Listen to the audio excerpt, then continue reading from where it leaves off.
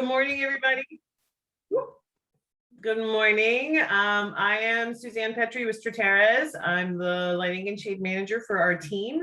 And today we have our friend Bruce Clark, and he will be bringing us through our fifth section for our Sherpa Snack in our series. So like we were doing before, please, if you have any questions, just pop them into chat. And we will review all of those questions at the end. So we're gonna hand over the reins to Bruce, and he's gonna take it away. Thank you, Suzanne. Again, good morning, everyone. I'm so happy to be here with you all. I think Suzanne and I and Jeff, when we were talking yesterday, walking through this presentation, we're trying to figure out, if we identify each presentation with a different kind of snack that you would have in your snack in our 6-pack, right? I think this would be the one that's kind of like a parfait snack, where it's juicy and kind of tasty, but sweet at the same time. And this is what's exciting about this one, is that we're actually starting to move into the direction of being more on the offensive and more of understanding, as we understood last week, what are all the cracks that are in the lighting wall. Now we're able to use those cracks as leverage to take steps forward in the area of design, in the area of understanding that not only can we do better with lighting and lighting products, but we also can do better with lighting design. And I think design and understanding some elements of that will really help accelerate you and add legitimacy to your conversation within the confines of the built environment. So steps, it's a noun. It's also a verb, to-step, but we're going to use it as a noun. The definition of an act of putting one leg in front of the other, or one foot in front of the other, walking somewhere or moving to a new position. So it's about occupying one position and moving into a new position. And that's a lot of what we're talking about today. I love the next one that says a flat surface, especially one in a series on which to place one's foot when moving from one level to another.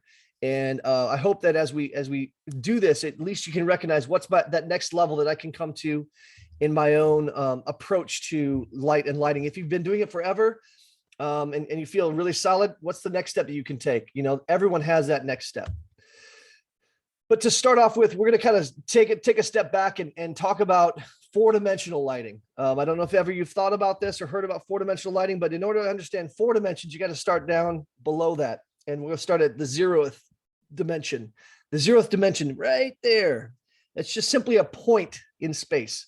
Has no dimension whatsoever. It's just a reference point. But then as you add the first dimension, that line expands and you have a single dimension in that context. And as you move into the second dimension, it starts to take on a flat surface. A flat surface we'll talk about a little bit later on is how most lighting design is done. The third dimension is when we actually add a volume to a thing and we understand that it occupies space. But then the dimension that we all occupy, that we all understand, is the fourth dimension, when that thing that occupies space starts to move around, and that based upon time, it's in a different position. There's another thing that really helps to regulate that sense of time, and that's our sun. It is always in a state of movement. As we are rotating around the sun, it looks like it's always moving around in our own sky. And that's established a precedent for how we understand how light ought to be done. What is the old world dynamic? How was light working back in the day when the world was emerging, the sun was moving through the sky, all of the elements, people were out in the elements, and they're experiencing all the wonderful elements of the world as the sun is moving and all this dynamism is happening. And then some people said, hey, wait a second here. I kind of hate getting wet. And then they say, hey, let's head inside. So they move indoors, and now they are able to kind of create their own environment in which they're protected from the elements, and they live in a new static world of permanent twilight. What is permanent twilight? Permanent twilight is during the day, it is too dark compared to how bright it is outside, even on the cloudiest of days. And during the night, it's too bright. This guy's thinking, hey, that's much better. But, somebody really understands that. Is it really better to have that? And I think in that static aspect of lighting, that's a lot of what most people are experiencing. And we need to understand that the world that we have been conditioned by is a dynamic world. There are things that are happening with the sun. The sun is always moving direction. The sun is always changing in intensity. The sun is even changing how it's diffuse and how it's direct. Even the color of the sun changes throughout the day as it relates to us.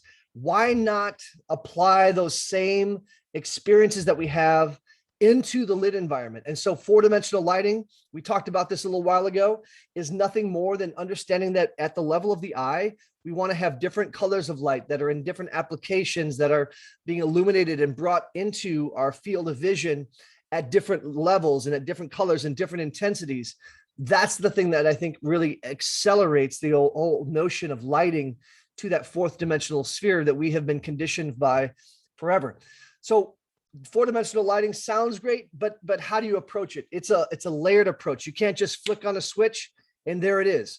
It must be approached by layers. And to understand layers, we need to talk to our good friend Shrek, who says ogres are like onions. Well, what do you mean? They stink? No, yes, no, no. Ogres make you cry. No. What about this? If you leave them out in the sun, they get all brown, start sprouting little white hairs. No, layers. Onions have layers. Ogres have layers. Onions have layers. You get it? We both have layers. Shrek was speaking wisdom to the point that we're talking about today. And that's this. Good lighting is like an onion. I'm just going to tell you that. That's quote. You can put me out on that. Look at it. It's even the same shape. An onion is the shape of a light bulb. Good lighting is like an onion. What does that mean? It's all about the layers. Good lighting is all about the layers, just like onions are all about the layers. So next time you go to what is it, Outback Steakhouse, and you have the awesome blossom and it opens up and you see all the layers there, you're going to say, oh wow, this just reminds me of good lighting right here, and it tastes so good, especially when I dip it in the sauce. 5-fold lighting lenses. A layered approach is similar to how when light strikes a prism, it spreads out in different directions and the rainbow of light emerges. And I've labeled each one of those emergent colors or values as function, flow, feel, focus, and refine is the 5-fold lighting lenses that I, as a lighting designer, look through. And I encourage you also, when you walk a space, ask yourself these questions. So what is the function layer? The function layer deals with the hands. So if you're counting your money, or you're cooking some eggs, or you're looking for your keys, you want to cut something, or you want to type your novel, or you want to use your scissors and cut out some snowflakes and put together a puzzle, do some needlepoint, or even brain surgery. All of that takes place at the level where your hands are. So the functional things that happen, that's a lot of what you want to address at a basic level when it comes to your lighting. Then you have the flow. There's a very interesting connection between our feet and our eye as far as seeing where we're going, seeing where we are, and moving through a space. In fact, there's a lot of studies that are being done in elderly care facilities where they recognize that one of the primary reasons why people trip and fall and hurt themselves in those places is because they're not able to differentiate between the vertical plane of the wall and the horizontal plane of the floor. And they're actually adding light down in that area so that they can navigate that space well. So you're thinking about, how am I moving through this space at all points of time during the day, especially at nighttime we talked about the scotopic vision and we talked about the photopic vision. The photopic vision is going to be where it's the blacks and whites, and you don't really differentiate color, and it's all about shades and shadows. So understanding that allows you to understand how to move through the space, as well as just kind of occupying where am I and why do I need to be here and how do I move through this space? So the flow lens is asking that question and answering that question. The next one is about feel.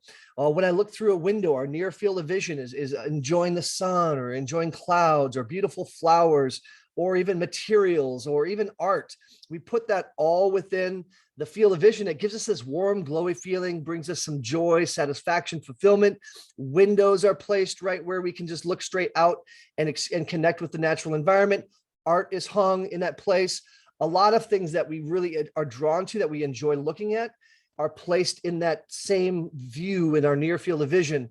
And that's why like a lot of pendants and sconces are placed in those places as well, where you're gonna have all the sparkle and the beauty, and it makes you feel good. That's a layer that you need to consider. And then focus is similar to the last one, but it's really drawing your attention to things like architectural details or awards or special piece of furniture or even a bouquet of flowers that's carefully set on the table that you really want to highlight and focus on the color of. So focus are the things that you really want to draw your eye to in a given space that need specific levels of attention to emerge from the background and really take prominence in the space, really adds character and drama and highlight to the space. And then finally, none of this can really be achieved unless you have a very significant level of controls. As the sun brightens in intensity and lowers in intensity, you have dimming capabilities. We even talk about warm dim.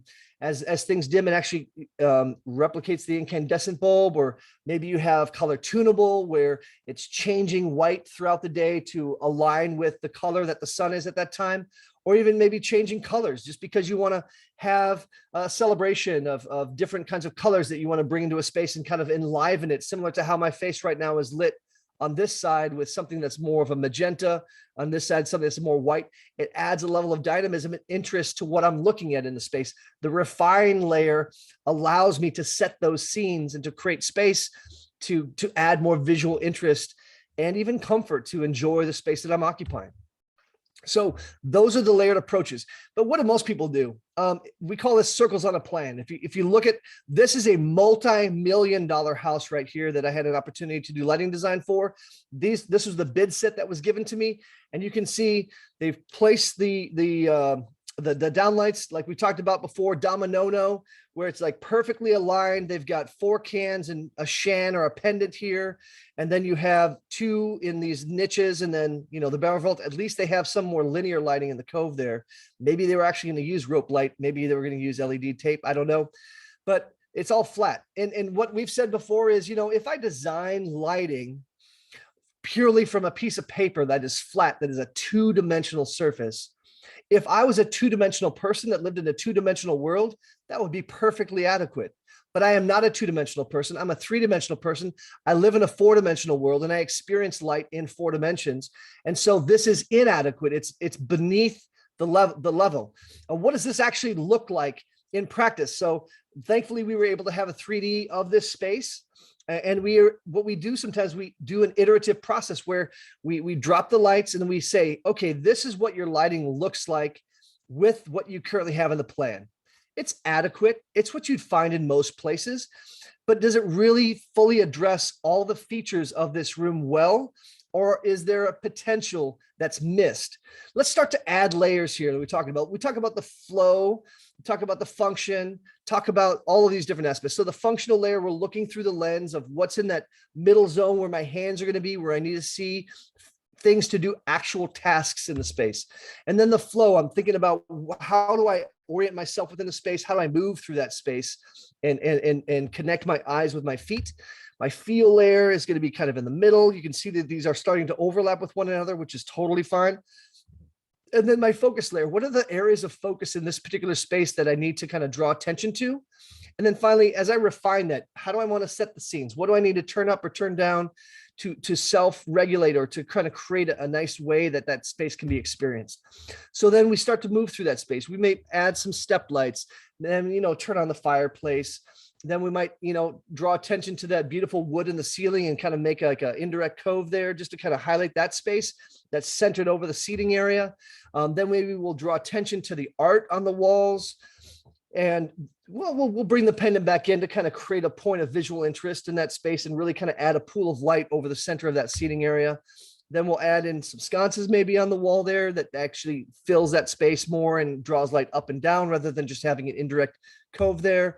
Oh, the niches. Let's make sure that the actual millwork is aligned and attended to by where the light is placed, not just haphazard. And by the way, that's a gun rack in the back. You don't want to just put a single light over the whole thing. You want to make that thing look like it's a trophy. So we put light on the inside, and let's fill in some of the space with some lamps.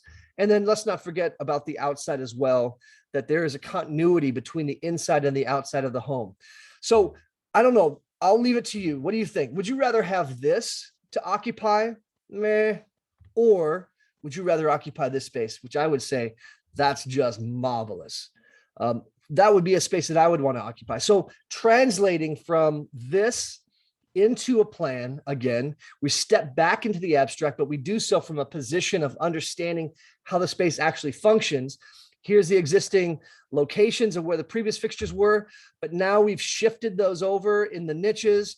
We're filling in those spaces with more linear, with drawing attention to the art, the sizes of those things, and we're addressing the path lighting needs throughout that space. What does this look like then as far as like a comparison, a 2D layout versus 4D design?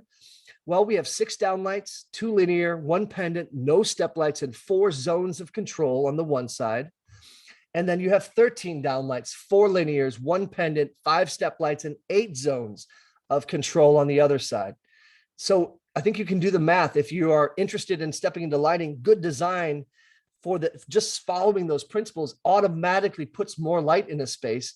And it also makes a very strong case for why those lights need to be where they are, rather than just like, hey, I'm just trying to throw more light at you. No, it's like this actually serves a purpose. And if you take one light out, that purpose is diminished. And so therefore, if you're interested in this, that's one of the major incentives I think that Strateres had talked about earlier, recognizing this is a good channel to get into from a just basic cost perspective. But what are some practical things that you can do to know then what are the steps that I can take in a very practical level if I consider a plan, if I consider a section, if I consider an elevation of the interior of the house?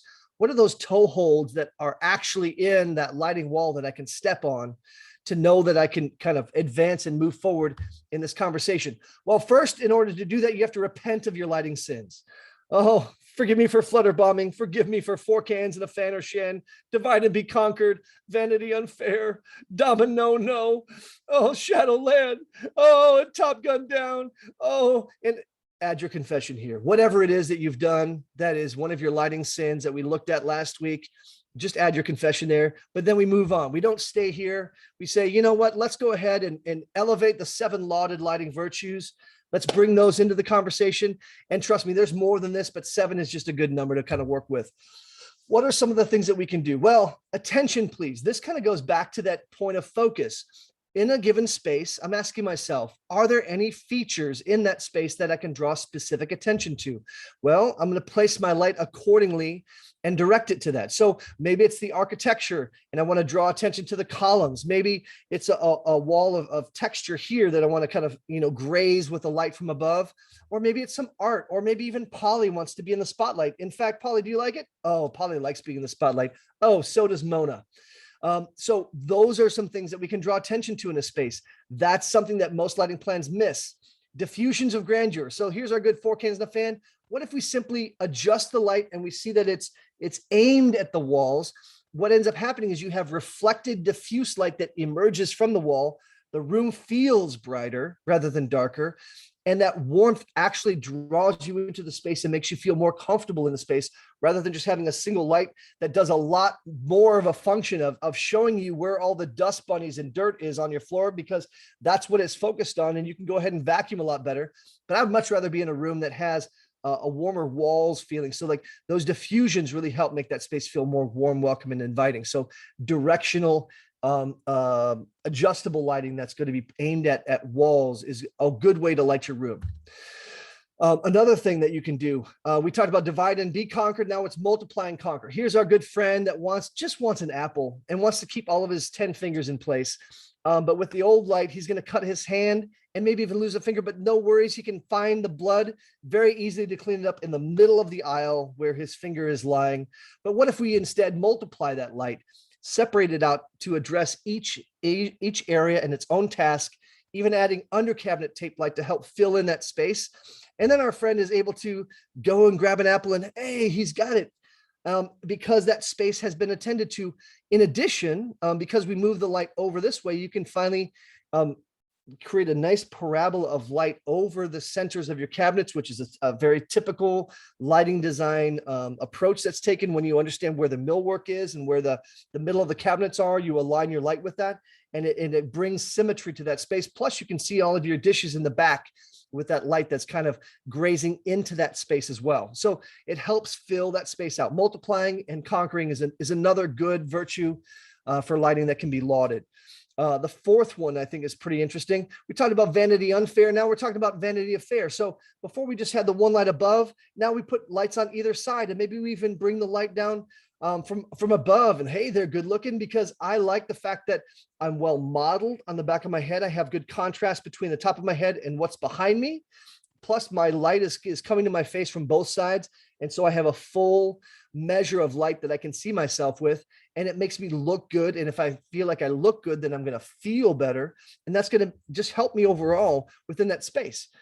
The next one that we're talking about is lighting it up. And if you've been paying any kind of attention to linear lighting, you can actually light an entire house, I believe, in an entire space with only linear tape light. You can hide it anywhere. You can hide it under shelving. You can put it in toe kicks. You can put it on top of shelves, and you can fill this entire closet, which before was Shadowland. Now the whole place is lit up. You're feeling a little frisky. You're feeling kind of fun. You love the fact that your whole closet now is a place that's illuminated rather than just having a single light in the middle. And it makes you want to, be generous with your loved ones. And so, hey, let's get dressed up and show out because I'm feeling so good, because the light in here, which is indirect, makes everything look better and feel better. So if you have even the suggestion of incorporating linear lighting into just about anything, especially millwork, it's really going to enhance that space. It works really well with wine cellars.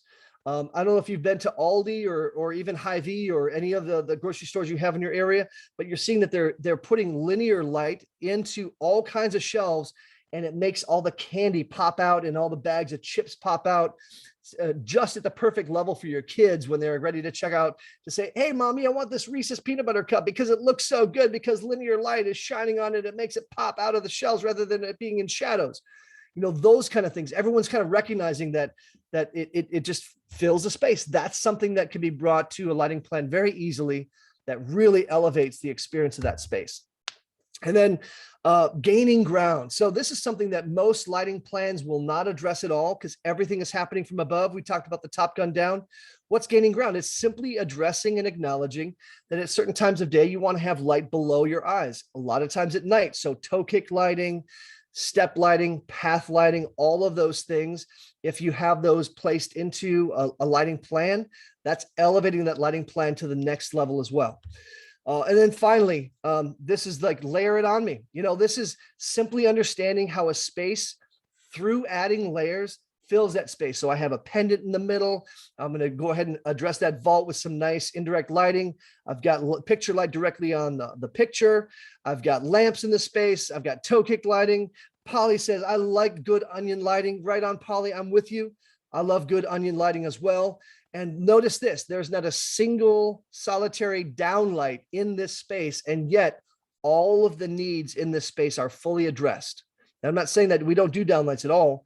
What I'm saying is the needs can be addressed with all of these other layers. And we bring the downlights in for that additional support and that additional impact in that particular space. But as we move into design, we'll understand how all of these things can be put into more of a symphony. But just simply looking at a lighting plan that only has cans and shans and fans and all those other kind of ands is inadequate to fully address the full needs of the space. So layers is going to be good. As you look to step into lighting, you're going to hear a lot of buzzwords. There's a whole lot of talk about human-centric lighting, human-centric this, human-centric that. And for the most part, I think it's just a lot of just chatter. But let's think about this. What's so human about this centric kind of focus in lighting? We have to, though, for ourselves, as we're stepping into this, and this is a buzzword we're going to encounter, we have to understand what are the centering practices that we're going to engage in. I define a centering practice as a practice or a mindset that just like, this potter on the wheel, it starts out kind of wobbly. When you're starting out in something, it's kind of wobbly, and you have to kind of firm that thing up and get it centered on the wheel in order to start building the walls of that vessel up. And so what you focus on is what you're going to apply that pressure to create that center. And then as things emerge, it's going to emerge from that mindset, from that point of focus, from that point of position. And so maybe your focus is on just the technology. And I love technology, and oh, check out what this little thing can do, and look what happens when you push this button, and look what happens when you touch this interface or even just move past it. All this technology, that's my focus. That's what's focused. That's technocentric. There's a lot in the industry that says it's human centric, but really at the end of the day, it's just technocentric. It's just all about the technology. The other part is maybe profit centric. It's about, oh, if you sell this and if you sell that, you're going to make all this margin. You're going to get all this extra money, and I think people can sniff that out. Like, oh, this person really isn't interested in me. They just want me to buy a lot more stuff and fund that spring vacation down to the Cayman Islands or something like that. Profit centric is probably not the best way that you want to approach this, but a lot of manufacturers, a lot of folks that are in the lighting industry are really driven by using buzzwords and terminology that suggest it's human-centric, but really, if you kind of scratch back the layers of it a little bit, it's more profit-centric. You want to be aware of that and make sure that you mitigate it and address it accordingly. Another thing may be experience-centric, like, oh, it's all about what the things can do and the experience that you can have.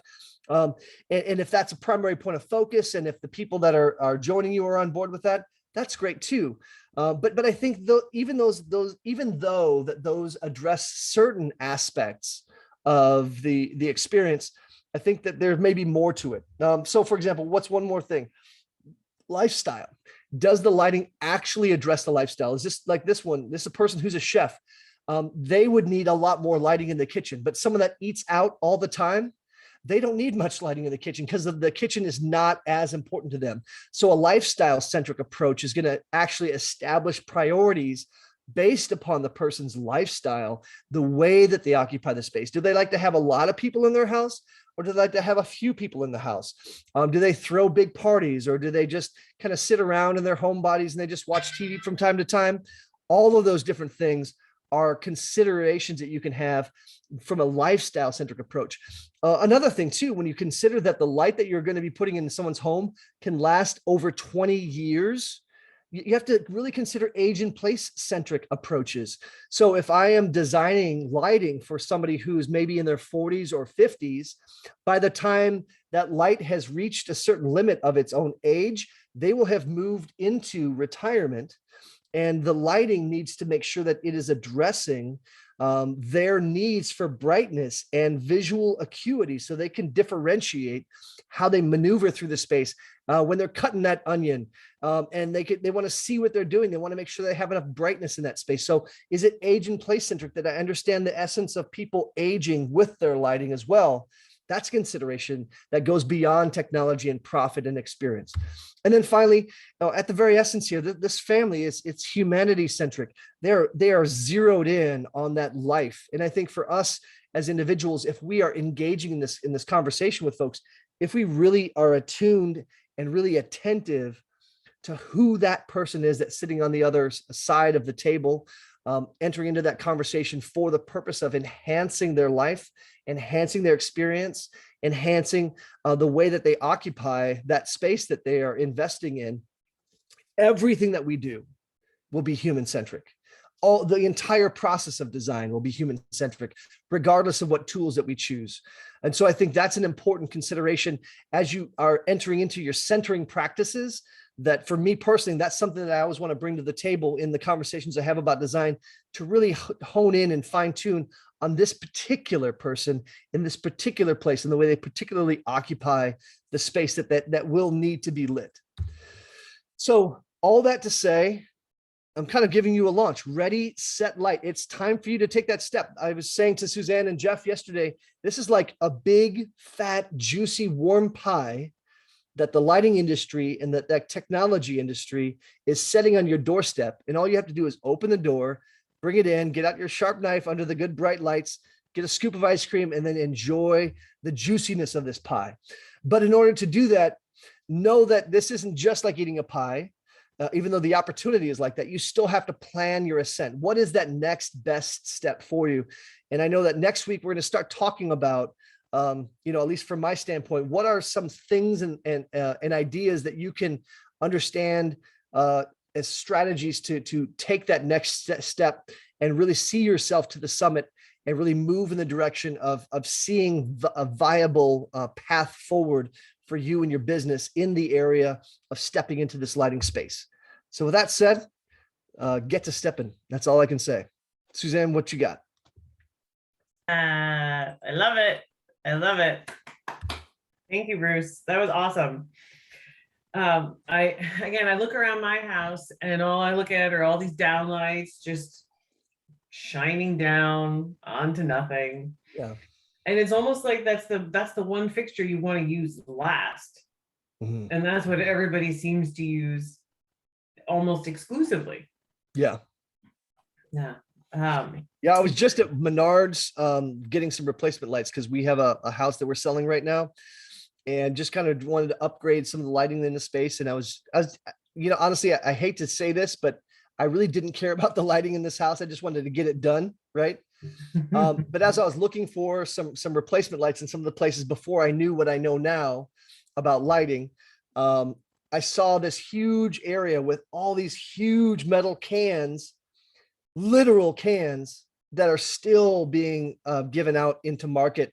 It's still in many ways the preferred method across a lot of housing stock to provide light for the space. And it's depressing when you know that it can be better and you know what can be done better, to try to tickle the ears of those that are involved in those decisions to elevate that conversation.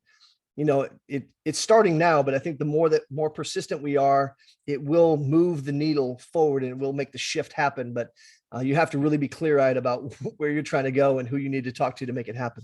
Yeah, absolutely.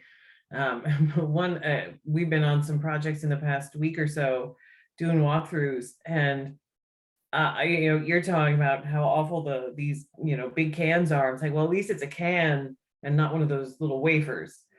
Oh, because that gives you no space at all to do anything. You're just locked into pretty much a hole in the drywall. That's all you got. A hole in the drywall, and the wafer pushes the light further down into the space, but it just creates a big ball, just like hovering right there. It doesn't actually push light down, so it's like brightness, but still where it needs to get the brightness, it's darker than it can be or where it should be. And that's a good argument for putting good lighting in. I would say if anyone has a showroom, put in a wafer light in a channel right next to a good downlight, turn them both on, show their dimming, and show literally how that light fills that cavity. And that'll sell it right there, man. You'll notice a stark difference between the performance of both. Oh yeah. But one thing I just wanted to talk with you about, so you had a floor plan, you have this rendering, so it's a lot of pieces of information that not everybody's getting on projects. Honestly, they're lucky if they get an RCP sometimes. So can they still do that in-depth review without having a rendering? Yes, I think you can. It requires a little bit of mental gymnastics, because I've received plans from individuals where it's just plan section elevation. Maybe you have elevations, maybe you don't, but you have like looking at the ceiling heights and being able to imagine in your brain kind of how that space looks. And what we talked about, all the different 7 lauded lighting virtues that I talked about, all have a certain kind of appearance on a plan. And if you can simply identify, knowing the 7 deadly lighting sins, those are evident. You can see them on plans all the time, and so you can simply make some adjustments and shifts that you just know are going to help enhance the experience of that space. But beyond just kind of stepping into the design space, if you don't have the ability to kind of conceptually translate from a flat 2-dimensional lighting layout or plan to 3 dimensions, then simply asking basic questions about how the person is going to occupy the space. What's your age? Do you have any eyesight considerations? Do you need brightness? Do you need darkness? Do you need indirect light? We've designed lighting before for someone who really suffers, actually has a medical condition where he suffers from brightness, too much brightness. It actually affects him in a negative way. So we had to think about all kinds of ways to bring light into the space in indirect ways. But simply asking that question, hey, do you have any eye things that we need to be aware of? No electrician's going to ask that question. Or if you ask something, how do you occupy the space? What's your lifestyle? No electrician's going to ask that question. Asking them the simple question of, are you an early riser? Are you a late riser? What's your chronotype? Are you a morning lark? Are you a night owl? Do we design lighting for those kinds of configuration conditions as far as setting the timing of when the lights turn on? Just those kind of things that really kind of enhance the space of really identifying someone in a specific, as a specific individual. I think just automatically elevates that conversation to be much more than just a utilitarian lighting thing, to really addressing a deeper kind of felt human experience of the space. So though there's some things that you can do that don't necessarily require you to jump fully into, I'm a lighting designer and here's how I do my craft. There's other strategies I think you can also employ to really kind of elevate the conversation. Does that help? Yeah, no, it definitely does. So I don't see any questions that have come in. So if anybody has questions, please pop them into the chat. So we'll stay on a little bit if anybody does have some questions. But like we were saying at the beginning, you will be able to meet Bruce live and in person at our Strateres Dealer Development Expo. So that's on the 19th and 20th. But I might suggest you kind of forget the 19th is on there and start scheduling things on the 20th, as we're already starting to see a lot of our sessions on that Tuesday fill up. So please join us. Please come meet Bruce. Come see some things and touch and feel and get to see it all in person. But thank you so much, Bruce. This was awesome. Again, always outdoing yourself on the next presentation. This was great. So if anyone needs Bruce's assistance, he had his contact info up, or you can meet him in a couple weeks. Awesome. Thanks so much for hosting this again, Suzanne and Jeff. And I'll try to bring something useful and interesting next week, as well as we wrap up our Snack and Our 6-pack series.